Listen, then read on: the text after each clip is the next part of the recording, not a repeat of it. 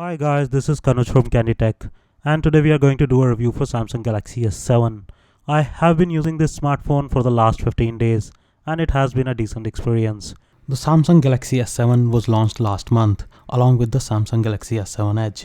The Samsung S7 is available at a price of 48,900 while the S7 Edge is available for 56,900.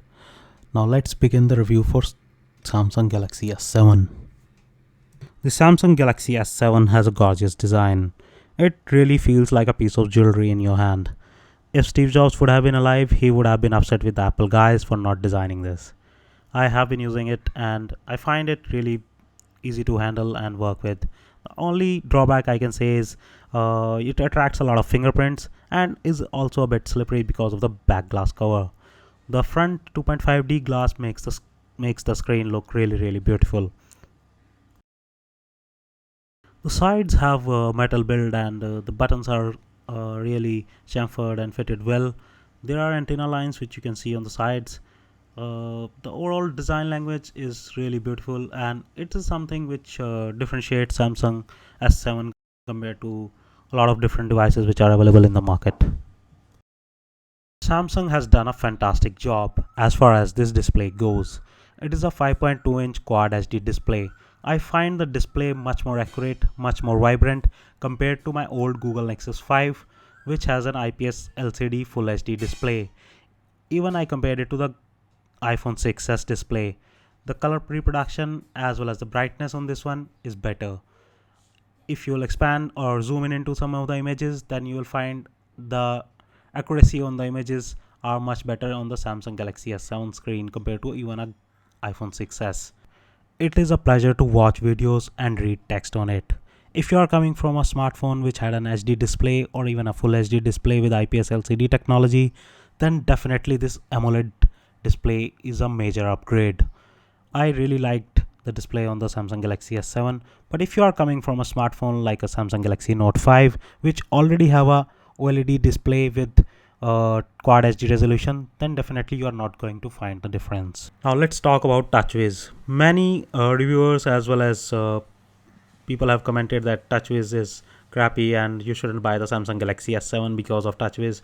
I don't think so that is true, and if you are stopping yourself to buy the Samsung Galaxy S7 because of TouchWiz, then definitely you need to give it a try.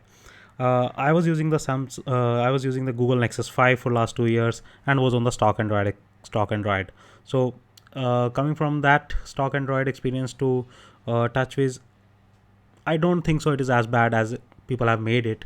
In fact, I find it refreshing because I was using the same set of icons, same set of color combination for almost 2 years. Now things feel a bit refreshing to me, and if you are holding yourself up just because you have heard many reviewers talk about TouchWiz, then I don't think so you should do that, and you can even go to a store and try it for some times and you may like it actually.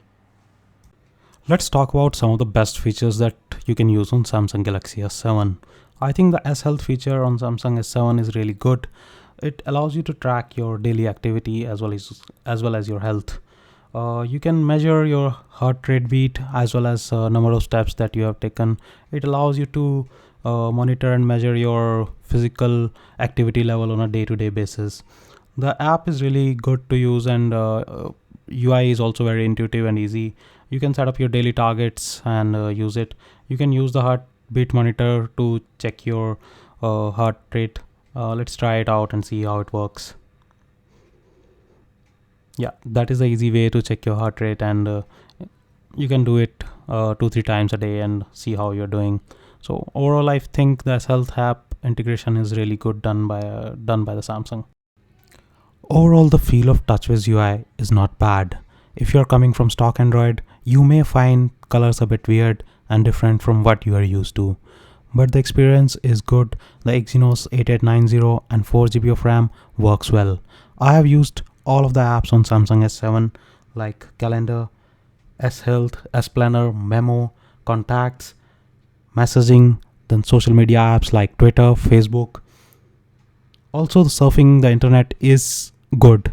I have been using Chrome as well as other browsers, so I have not felt any lag on the Galaxy S7. From the user experience point of view and UI, I think Samsung has done a decent job. There are some of the apps which are duplicated by Google as well as Samsung, like you have two photos app, like you have two different email apps. So I don't think so it's a big deal. You can always disable one of these. If you are not particularly a fan of TouchWiz UI, you can definitely go to the Samsung store and download a theme which resembles the stock Android experience. I think overall the UI is good and you will get used to it in a couple of days. And if you are like me and have been on the stock Android, probably you will like it too. That's all about the UI of Samsung S7. Let's check out how the camera works. The 12 megapixel camera on the back of Samsung Galaxy S7 I think is its major strength. If you are coming from an older device like Samsung S5 or a Google Nexus 5, you will find the upgrade really major. And if you are coming from a device like a iPhone 6 or Note 5, then still also you will find the upgrade really good. The camera is really fast and responsive. The autofocus system is one of the best you would have ever seen on a smartphone camera. It takes good images in the low light and it can also capture fast moving subjects easily with the real good autofocus system. The camera app comes with a lot of features. It has an autofocus mode, pro mode, selective focus, panorama, video collage, live broadcast, slow motion, hyperlapse, and it can record 4K videos.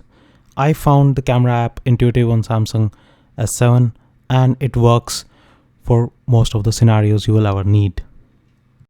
I have taken a lot of pictures with the Samsung Galaxy S7 rear camera as well as with the front camera, and I am really impressed with the results. Let me share with you those pictures without further ado. I have tested Google Nexus 6P and iPhone 6s too. If you want me to compare the camera of Google Nexus 6P, iPhone 6s and Samsung S7, I would vote for Samsung S7. The camera is good, it has crazy autofocus, and most of the images I have clicked came out well. Some of the images were overblown, some of them were overexposed, some of the images had grainy noise. But then compared to the cameras on the smartphones, I think this is one of the best you can get. Samsung S7 is waterproof and dustproof. The fingerprint scanner works well. Out of 10 times, I think it unlocks the phone 7 to 8 times. Call quality is decent and there is also an option to enhance the audio while you are in a call if you are not able to hear the other person. The volume from the speaker I think is really low and we can blame it on the waterproofing. Samsung could have done better in this field. I was really surprised to hear the stock earphone sound. Samsung has never given any good earphones before. I think Samsung S7. The earphones sound really nice. I have not run many benchmarks, but I ran into two and I got a score of 1,29,000, which I think is fairly good. And as far as gaming goes, I have played some of the games and I found the performance really good on the Exynos 8890. Coming to another interesting area, the battery life.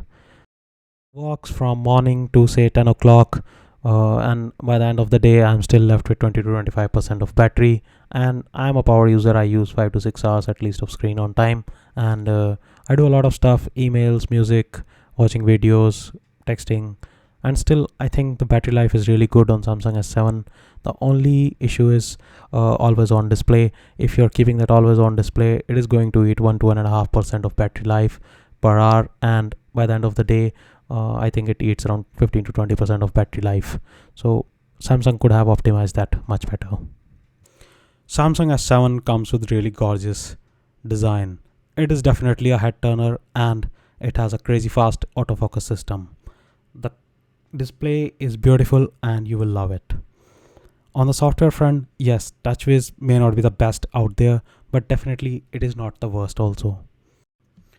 Coming to the cost, Samsung S7 cost a lot of money, and if you ask me whether it is worth it to get a Samsung S7 or it is better to get something in the range of 20 to 30,000, I would say if you are an enthusiast and if you want the best of everything, then definitely Samsung S7 is for you. And if you can make a compromise and want to have a decent good smartphone, there are plenty of good options in the 20,000 to 30,000 range, and you can pick any of those up. Thanks for watching, guys. Do subscribe and comment if you have any of the queries. Thanks for watching once again. Kanuj from Candy Tech.